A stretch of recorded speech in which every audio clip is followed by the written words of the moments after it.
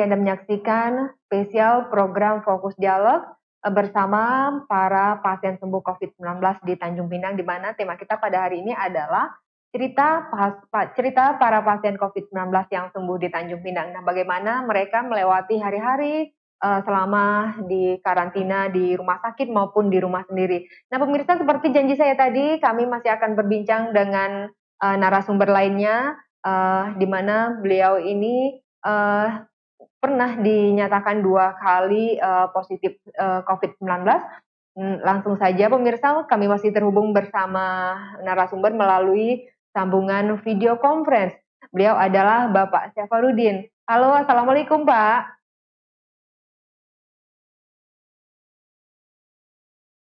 Baik, Pak Safarudin, apakah Anda bisa mendengarkan suara saya di sana, Pak? Baik Pak, Assalamualaikum Pak. Baik Pak. Pak, sebelumnya kami mengucapkan terima kasih Bapak telah bersedia berbincang bersama kami di program Fokus Dialog pada hari ini.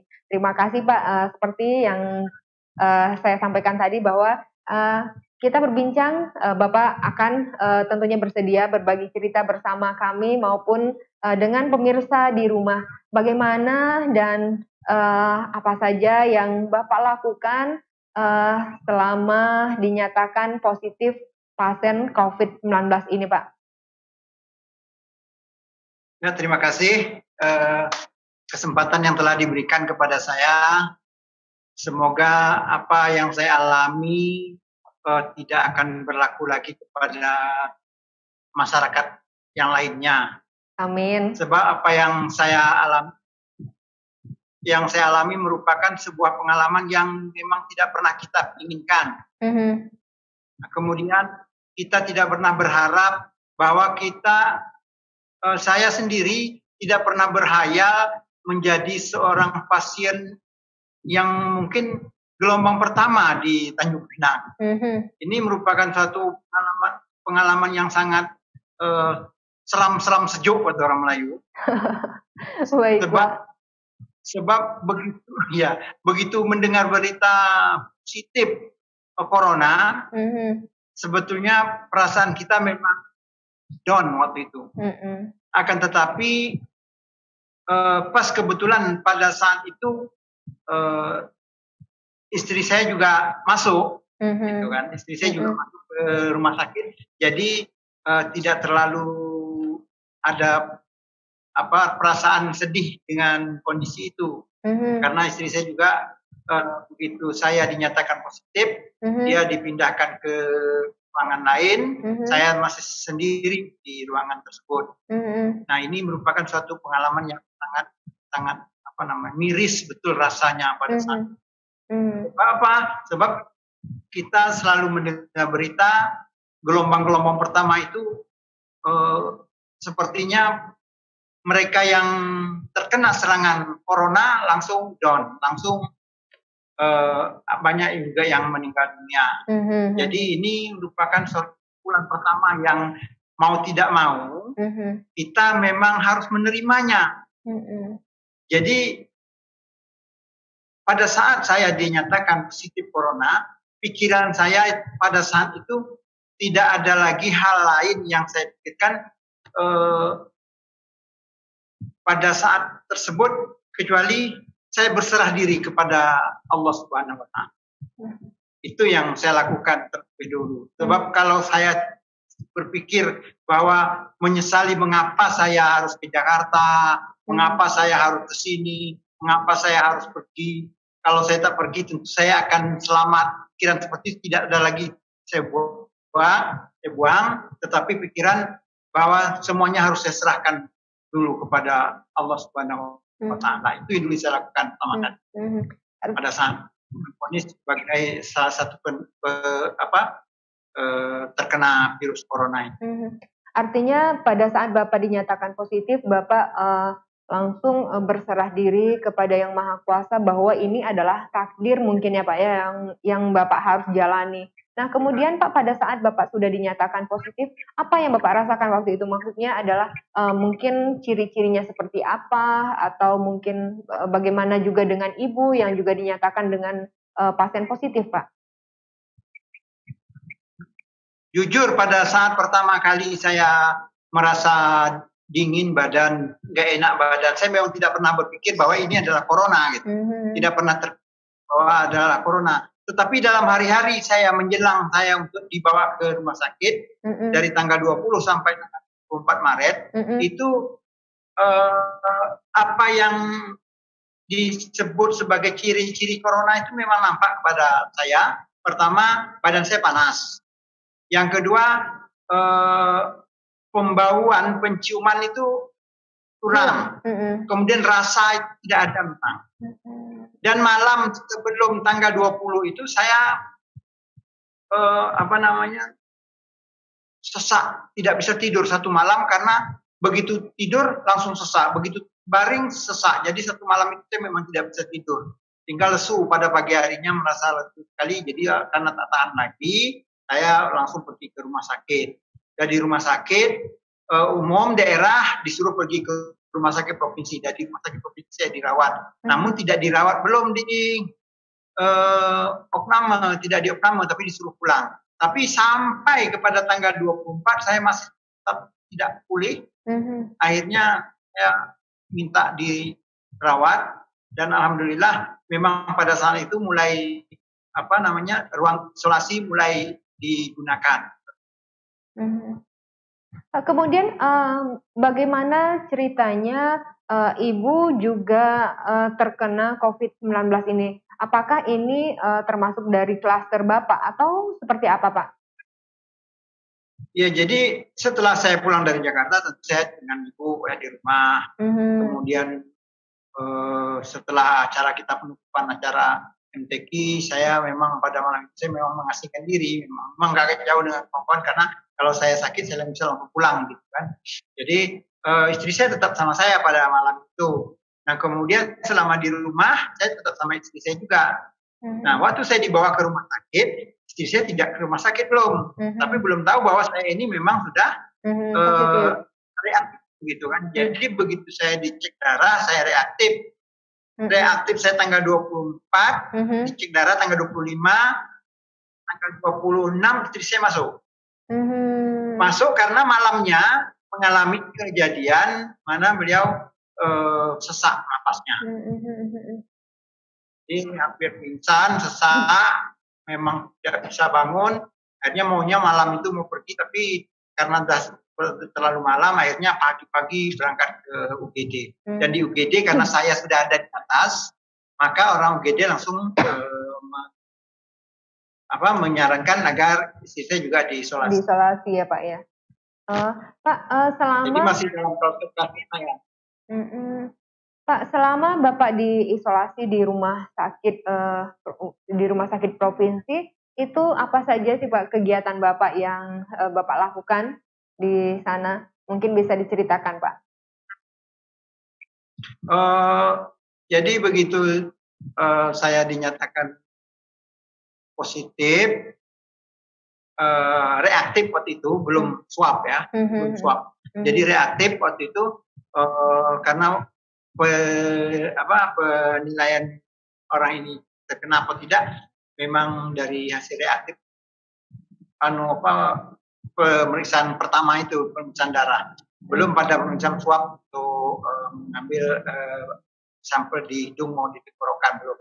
Nah jadi yang saya lakukan pada saat itu memang ada beberapa kawan-kawan itu memberikan tips bahwa untuk menaikkan stamina kita, mau menaikkan imunitas kita, itu adalah di bagian paru-paru kita ini yang harus dijaga, kemudian harus banyak udara, dan harus banyak kegiatan-kegiatan fisik. Namun kegiatan fisik tak bisa dilakukan karena badan lemas gitu, badan lemas, mau duduk saja susah waktu itu. Memang hari pertama itu memang mau duduk sembahyang tidak bisa berdiri, kita lakukan dengan duduk. Dan kemudian kegiatan yang saya lakukan adalah untuk pelaksanaan mengisi paru-paru ini dengan membaca Al-Quran. Jadi saya teringat bahwa penyakit corona ini tidak ada obatnya belum. Dan karena dia tidak ada obatnya, maka tentulah saya kembali kepada Allah sebagai pencipta kita mengatakan bahwa Al-Quran itulah sesungguhnya obat. Jadi saya mencoba kembali ke sana dan saya membaca Al-Quran selama kegiatan berlangsung, sehingga orang-orang di sana tuh sampai ngomong, Bapak itu membaca Qurannya kuat-kuat pula tuh katanya gitu kan. Memang sengaja dikuat-kuatkan supaya udara itu terkumpul ke dalam paru-paru kita, kemudian dia akan menyentuh bagian yang menghasilkan imunitas itu, dan di bagian itulah yang akan membantu membangkitkan imunitas tubuh. Nah, jadi alhamdulillah itu yang dilakukan, tidak berhenti, memang rutin pelaksanaan kegiatan mengaji itu dilakukan. Baik Pak. Kemudian kalau boleh tahu Bapak selama berapa hari Bapak dirawat, diisolasi di rumah sakit itu Pak? Ya, saya ini memang agak aneh dan agak lucu gitu ya. Pertama saya di tanggal 24 masuk, kemudian tanggal 26 istri saya masuk. Nah, kemudian saya dinyatakan positif, lalu istri saya dipindahkan. Saya itu non reaktif, negatif begitu kan. Tapi hasil swab tanggal 2 April menyatakan bahwa saya negatif. Saya positif. Hasil swabnya. Oleh dokter sebetulnya heran kenapa terjadi hal seperti ini. Semestinya saya yang positif, dia itu negatif begitu. Jadi cuma jadi karena satu klaster orang masih ragu bahwa saya ini pasti positif juga, tidak ada kesalahan atau bagaimana. Lalu saya di swab lagi yang kedua. Waktu saya swab yang pertama ternyata negatif, langsung saya disuruh pulang. Itu sudah 10 hari saya itu. Sudah 10 hari, tanggal 24 sampai tanggal 2. Waktu saya sudah 10 hari di rumah sakit, istri saya tanggal 26 sampai itu belum pulang-pulang. Jadi saya pulang melihat anak, karena anak juga di rumah gitu kan. Ternyata anak saya juga ada yang sakit. Akhirnya anak-anak saya semua kami bawa ke rumah sakit, kami adakan swab semua tanggal 4. Dan swab tanggal 4-nya sekitar tanggal 12, saya memang dinyatakan positif. Dan anak saya yang juga dinyatakan positif. Nah, karena kami juga positif, saya mau disuruh masuk, saya bilang istri saya masih di rumah sakit. Saya tunggulah istri saya dulu keluar, biar saya diisolasi di rumah saja. Selama ini saya memang lakukan isolasi di rumah. Tidak keluar kali memang, karena disuruh 14 hari itu harus di rumah. Nah, gitu. Jadi setelah tanggal itu, lalu saya dipanggil lagi untuk swab lagi, tanggal 16. Sekali lagi swab, tanggal 16. Dan tanggal 20 istri saya keluar, saya disuruh masuk ke rumah sakit. Nah, jadi masuk yang kedua saya tadi karena memang negatif hasilnya, positif, maka saya disuruh masuk ke isolasi kembali bersama dengan anak saya yang tertua juga masuk, karena dia juga dinyatakan positif juga. Baik Pak. Kemudian Pak, syukur alhamdulillah Bapak, istri maupun anaknya juga dinyatakan sembuh, bebas dari COVID-19 hingga saat ini sembuh dan sudah kembali beraktivitas seperti biasa. Nah, kemudian Pak, saat ini pemerintah Kota Tanjung Pinang juga telah akan menerapkan pola new normal di Kota Tanjung Pinang dengan nantinya. Nah, Pak, bagaimana Bapak melihat ini dari kacamata seorang dari mantan pasien COVID-19? Apakah masyarakat harus bagaimana mereka menerapkan protokol kesehatan ini? Silakan Pak. Ya, terima kasih. Sebenarnya bagi seseorang yang sudah merasakan bagaimana kenikmatan di tempat isolasi mungkin ya, sebetulnya tidak ada nikmatnya, tidak ada apa-apa, tidak ada enaknya gitu. Tapi pikiran yang kalut terus gitu. Jadi kalau begitu saya keluar, saya melihat masyarakat itu tenang, cuek, itu rasanya saya pingin ke depan mereka, saya ngomong, saya baru keluar dari rumah sakit. Begitulah, pinginnya seperti itu perasaan saya itu kan. Nah, betapa mirisnya rasanya melihat orang-orang tenang-tenang saja, tidak mau memakai masker, kemudian mereka berjalan beramai-ramai seperti itu. Ada kengerian sendiri. kalau ini sampai terjadi, sebab menurut beberapa penelitian kan menyebutkan bahwa banyak di antara kita ini yang orang tanpa gejala itu. Jadi kita kemungkinan kita ini sekarang sedang memiliki bawaan virus itu, tapi kita tidak pernah merasakannya. Lalu kita nanti berhubungan dengan orang-orang yang ada di sekitar kita, maka orang-orang itu akan tertular. Jadi kita takut sekali jangan sampai terjadi gelombang yang kedua yang sangat dahsyat lagi nanti terjadi serangan virus ini untuk dua kalinya. Saya rasa cobalah untuk saling mengerti bahwa keadaan ini bukan sebuah hal yang main-main. Jadi keadaan ini adalah keadaan yang seperti bahayanya bahaya laten juga. Dia tidak nampak, tapi dia bisa menyerang kita kapan-kapan saja. Jadi jangan sampai kita nanti roboh semua sehingga kita mau bicara apa lagi kalau memang kita Tanjung Pinang, kota yang kecil ini diserang oleh virus itu yang kedua kalinya. Sekali lagi pesan kami mungkin sebagai mantan penderita COVID-19 ini, mari kita sama-sama jaga. Saya prinsipnya saya menjaga Anda dan juga menjaga saya, Anda juga menjaga Anda dan juga menjaga kami. Jadi jangan sampai kita saling menularkan. Jadi apa yang diberikan oleh pemerintah, dia dipesankan oleh pemerintah bahwa kita harus menggunakan masker dan mencuci tangan serta menjauhi kerumunan, lalu kita jaga jarak dengan orang, maka ini insya Allah kita akan dapat memutus mata rantai penyebaran COVID-19. Baik, Pak Safarudin, rasanya cukup jelas apa yang Bapak sampaikan bahwa untuk terhindar dari COVID-19 ini di luar takdir yang ditentukan oleh Allah, kita harus disiplin, kita harus menjaga kebersihan dan juga mengikuti protokol kesehatan. Baik, Pak Safarudin, terima kasih telah bersedia berbagi cerita bersama kami dan juga pemirsa di rumah. Semoga Bapak tetap sehat dan selalu dilindungi oleh Allah yang Maha Kuasa. Pak Safarudin, terima kasih. Assalamualaikum, Pak. Amin. Waalaikumsalam warahmatullahi wabarakatuh.